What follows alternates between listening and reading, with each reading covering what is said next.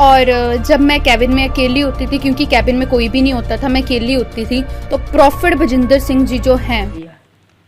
जैसा पेड़ वैसा फल, लूका 6:45।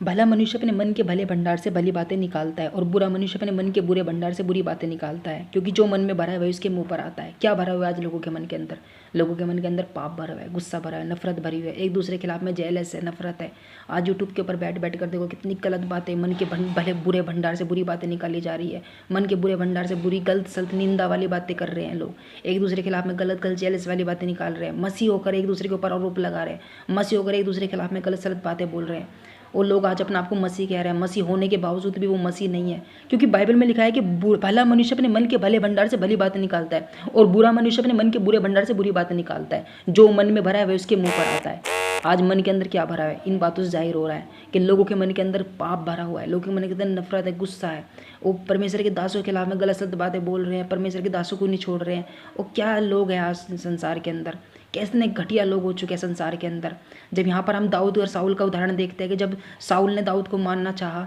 जब साउल ने चाहा कि मैं दाऊद को आघात करूँ, तो हम देखते हैं वचन के अंदर कि दाऊद को मारने के लिए साउल ने कितना षड्यंत्र रचा। मगर फिर परमेश्वर ने क्या करा, साउल को दाऊद के हाथ में कर दिया, और दाऊद ने क्या करा कि परमेश्वर के जन को नहीं मारा,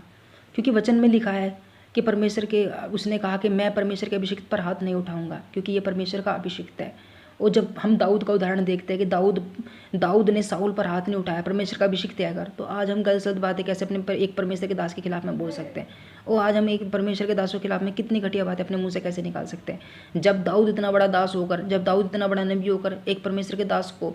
जब नहीं बुरा भला वो कह रहा है, उसे मारने की कोशिश नहीं कर रहा है, उसके खिलाफ में षड्यंत्र नहीं रचने की कोशिश कर रहा है, ना उसे घात करने की कोशिश कर रहा है, बल्कि कह रहा है कि ये परमेश्वर का दास है, ये परमेश्वर का अभिषिक्त है, तो फिर आज यूट्यूब पर बैठ बैठ कर गलत सलत बातें परमेश्वर के दासों के खिलाफ में लिखाने का क्या मतलब है।